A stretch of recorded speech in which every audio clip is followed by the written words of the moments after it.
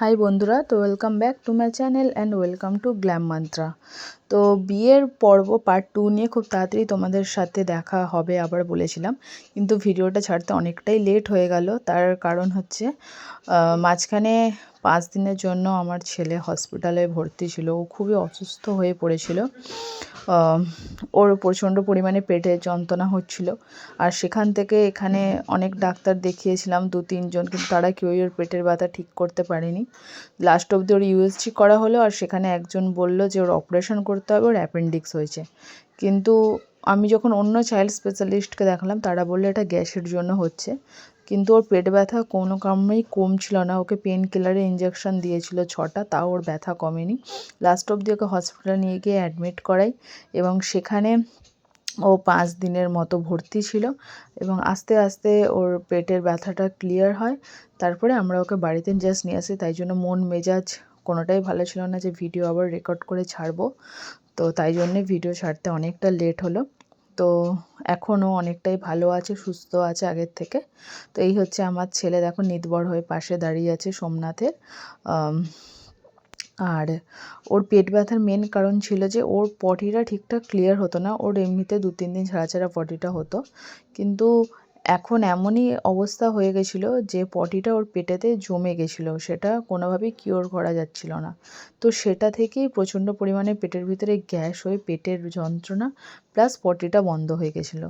So ওখানে hospital ট্রিটমেন্টে থেকে ওষুধ খেয়ে অনেক কিছু করে সেনাইন চ্যানেল বিভিন্ন প্রকার ইঞ্জেকশন দেওয়ার পরে আস্তে আস্তে ও পুরো পটিটা ক্লিয়ার হয়ে পেটের ভিতরটা পুরো ওয়াশ হয়ে যায়।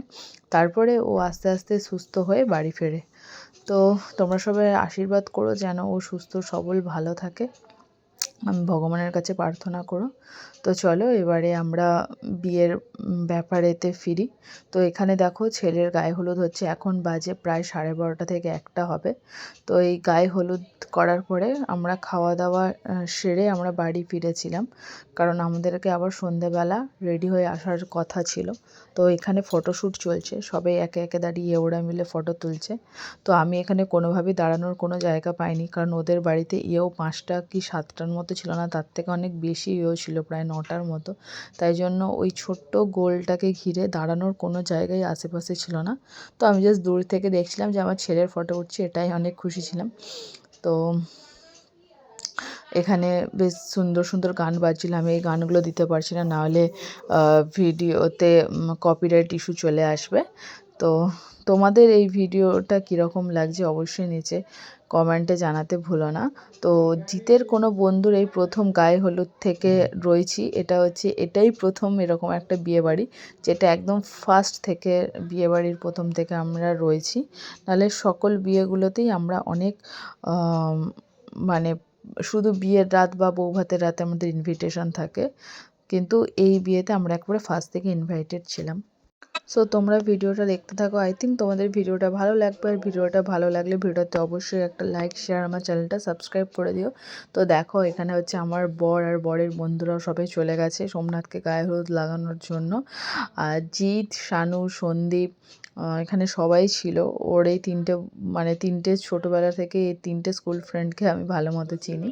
তো ওরা সবাই মিলে একসাথে দেখলাম হলুদ লাগাচ্ছে, তো বেশ ভালো লাগছিলো খুব। সবাই এই যে সময়টা এনজয় করে খুব, কারণ এই দিনটা খুবই একটা স্পেশাল দিন লাইফে।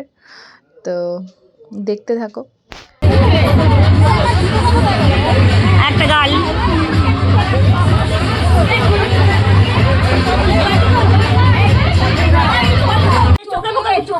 ঠিক আছে দেখে আসো, জলটা ঢেলে দাও আর হলুদ দিও না। আর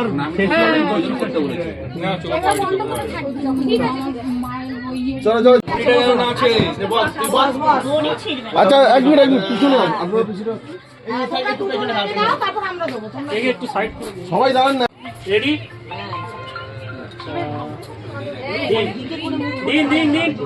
জলটা ঢালো কাকিমা, আস্তে আস্তে ঢালো, আস্তে আস্তে আস্তে আস্তে ভিজে যাবে, একদম অল্প অল্প ঢালো,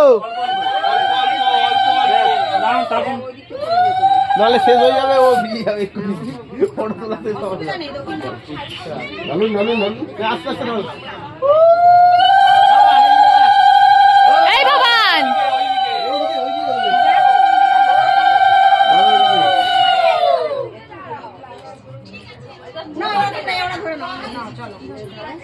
আরেকবার ঢালবেন না? না, এবার ওরা ঢালছে, এরা ঢেললো, এবার ওরা ঢালছে। দাঁড়া বলবে দাদা সামনে দেখো দেখো। এই বাবা সামনে দেখো, বলবে যখন দাঁড়া বলবে যখন ঢালুন। আস্তে আস্তে ধরো।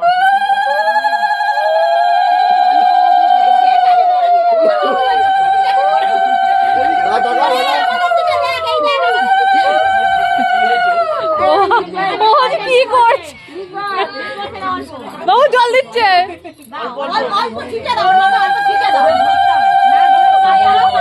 এদিকে দেখ, মাথা তোল, মাথা তোল, মাথা তোল।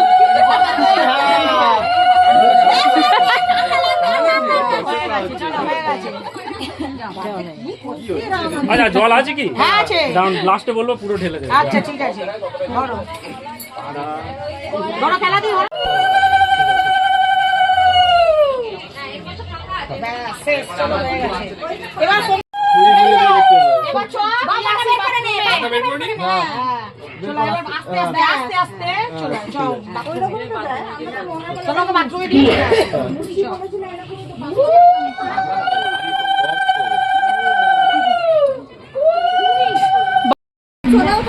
যে আমি আর বাবান এখন এখানটা বসে আছি, রোদের মধ্যে একটু বসিয়েছি, নাহলে এখানে স্নান করেছি তো ঠান্ডা লেগে যাবে, একটু ঠান্ডার ধাঁধ আছে, ব্যাস ওই জন্য এখানটা স্নান করিয়ে দিয়ে এদের বাড়িতে এখানে জামা প্যান্ট এনেছিলাম, তো গেঞ্জি প্যান্ট পরে ও রোদে বসে আছি।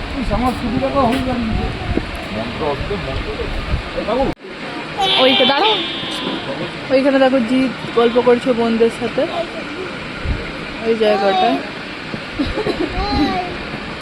সো এখন দেখো দুপুরবেলা আমরা খেতে বসেছিলাম লাঞ্চে, আর আমাদের টেবিলটা এখানে, আর ওই দিকে বসেছিল জিতের বন্ধুরা, তো ওখানেও একটা সিট ফাঁকা ছিল, আমাদের সাথেও একটা সিট ফাঁকা ছিল, তো জিত প্রচণ্ড কনফিউশনে ছিল যে ওর ছোটোবেলার বন্ধুদের সাথে বসবে নাকি আমাদের সাথে বসবে।